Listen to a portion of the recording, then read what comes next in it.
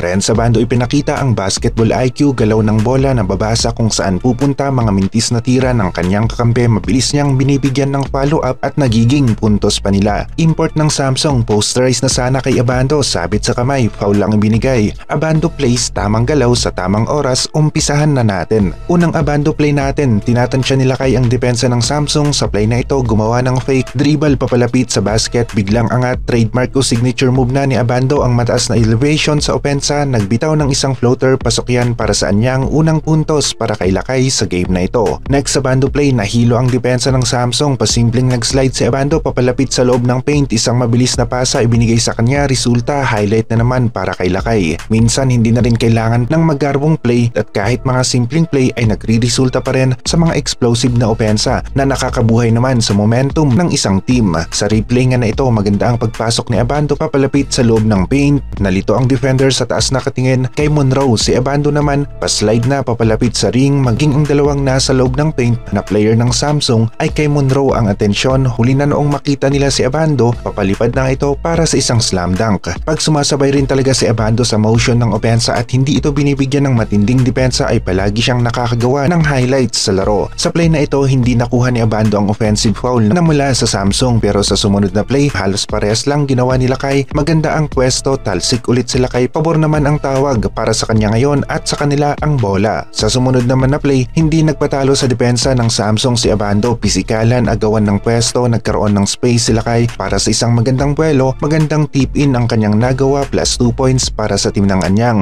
Next play, magandang challenge sa defense ibinigay ni Lakay, mintis ang tira ng Samsung. Sa play na ito, humingi ng last touch ang player ng Samsung pero sabi ng referee maganda lang talaga ang depensa ni Abando sa anyang ang bola. Next play, sinabayan ni Abando ang tira ng kanyang kakampi, tama ang desisyon ni Renz. Sa play na ito, pumasok sa loob ng paint, napunta sa kanya ang bitin na tira ng kanyang kakampi, reverse layup, pasok na naman para kay Lakay. Matas ang level ng IQ ni Abando sa play na ito at ilang ulit na niyang nagagawang makakuha ng puntos mula sa mga mintis na tira ng kanyang kakampi at maganda rin yung pagbasa niya kung saan mapupunta yung bola. Ito yung mga crucial plays, lalong-lalo na kapag dikitan ng laro, yung akala mo na mintis at mapupunta na sa inyong kalaban ng bola pero may kakampi ka na, nasusulpot at gagawing puntos ang mintis mong tira. Sa sumunod na play ni Abando ay isang nakakagulat na offensive rebound ang kanyang nagawa. Kala ng Samsung player na sa kanya na ang rebound pero nagulat na nga lang ito noong hangin ang kanyang nadakma, habang si Abando naman ang nakakuha ng bola, di hamak na mas mataas ang elevation o talon laban sa player ng Samsung at isang layup ang kanyang nagawa kaagad mula sa rebound play na iyon. Maging ang mga commentators nga ay napawaw na lang sa play ni Abando. 사이드스텝 이후에 석점샷 9점이군요. 리바운드 이후에 아반도의 마무리. 와. Ito naman yung matindi, sinubukan ni Abando na dakdakan ang malaking import ng Samsung pero hindi naman pumayag ang import ng Samsung at sumabit na lamang ito sa kamay ni Abando para sa isang foul. Pangiti-ngiti na lang itong si Abando dahil muntikan na naman itong makagawa ng isang highlight laban sa isang malakas na player. Napansin nga rin ito ng mga commentators at muntikan na ma-in your face ang import ng Samsung. 이스마일 레인 선수를 앞에 두고 인요 페이스 덕기 시도하려고 그랬거든요. 지금 멀로의 아주 넓은 시야.